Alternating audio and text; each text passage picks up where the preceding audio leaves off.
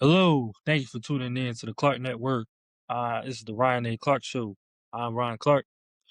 In this video, I I kind of gotta talk about it. I didn't really want to talk about it, but man, it's kind of just taking over the news. So, me and my brother Ed, we talked a little bit about the CBA negotiations and how we were hoping for things to get worked out at the Monday meeting. And more information is coming out about the Monday meeting, and nothing came from it. I don't know. Nothing came from it. They just met up just to say hi and talk to one another. I don't know. So it turns out that one side, or the player side, kind of thought the league would come with another offer.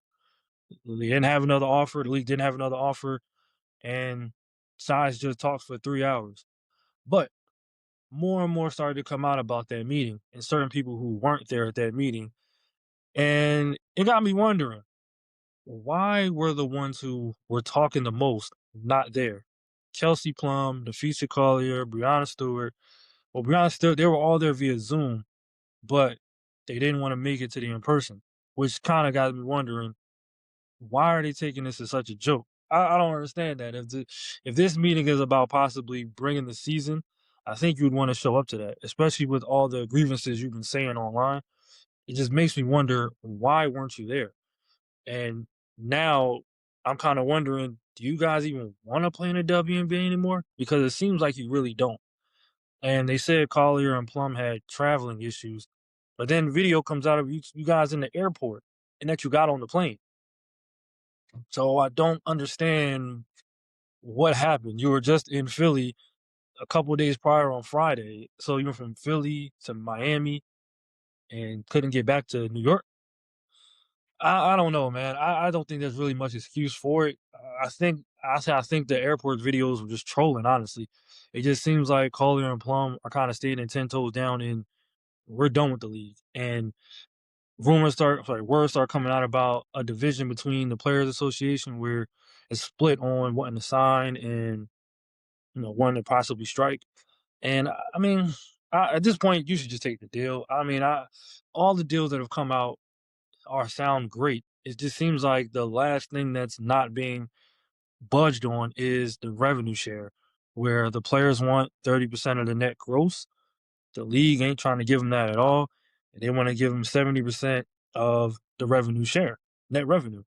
And for some reason, these players are very, very stuck on not wanting to budge on that. They want their money up front. They don't want to work for it, pretty much. They want to just pretty much have it, and they don't care what happens with the rest of the league. They don't care if the owners lose money. They don't care about the future of the league. They want their money now. And it really, really comes off selfish. And again, I made a video prior, but again, as a longtime fan, it really makes you check out as far as the old guard of the W, because it just don't make sense as to why they're not thinking about the other 40 to 150 players who can't go to Arrival, Athletes Unlimited, Project B. You can't go to those. So it seems like you guys aren't really thinking about the rest, only thinking about the top 30 and the ones who are over 30 and want their money now. And a lot of the guys, sorry, a lot of the women in the I guess you could say on the board, they all have deals elsewhere. Project B, Unrivaled, Athletes Unlimited. So it seems like they don't really care about what's about to happen. And it really looks like there's gonna be a lockout and a strike. I mean, I think the league kind of prepared for it, and I think they're ready to move on with replacement players. They just kind of stringing this along. I almost want to say this almost got a feel of like when a parent is kind of dealing with a young adult. We've all been there where we had that phase of trying to defy our parents and want to show that we are independent, and we get our own apartment, we go out and we think we're on our own and we're it. And then we see the real world and we realize, you know what? This ain't it. This ain't it. And we gotta work it out with our parents. And I just think that's what the league is doing. It's like they're tolerating it. They're not really pointing out the conflict of interest. They're not really doing much about it. But so they're just kind of tolerating it and waiting for the players to kind of wake up. But the wake up isn't coming. So I think the league kind of has to just make the move at this point. They're slowly doing it. The the WNPA sent the offer back in December and they haven't answered it. And it kind of seems like that's kind of what they're about to do. It also in this meeting, it seems like the association, sorry, not association, the players union did say there wasn't an offer. However, there was. It turns out that the league came with one more offer, and this offer stretched through 5 years. And at the end of the agreement, the max salary would be 2.4 million.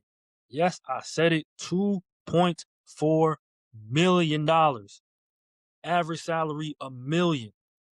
They said no. I don't get it, man. And they said no. I couldn't believe it when I heard it. I'm amazed by it, man. That's a lot of money to turn down, and I'm surprised none of the other, like I said, 40 to 150 are speaking up yet. You guys see all that money on the table, 500,000, $1 million after 5 years, and you can re up, and nobody's saying nothing. You guys are just letting all these top 15 or 20 players try and tell the league what to do and looking to the cameras and saying they're not budging on nothing. I just don't understand it. I just don't understand it. I wish that I still have hope that the season's coming and some of the old guard will be there. I do think some of the old guard will be there. But there's certain players I just know they're not coming back. And I mean, I kind of see that's what's gonna happen, and that's fine. The league's gonna move on and be fine. The young stars are coming. The Hannah Hidalgos, the Olivia Miles, the Audrey Cooks, they're coming. And the league's gonna move on and be great. They still got all the new talent on the contract. The Sonia Citrons, the Paige Beckards, and Angel Reese and Caitlin Clarks. They're still under contract, and they're bringing the more views online and on TV. So I think the old guard needs to accept what's going on and get on board, especially the ones who want to stick around and make more money. If you can hold on for another 3 years, you probably make another $1 million. I don't see why they're so stuck on the gross. They just want to be stuck on the gross and they're not budging on it. I'm really hoping something changes because a lot has to get done for the season to start soon. I mean, the league starts in maybe 2, 3 months, so I'm hoping things change.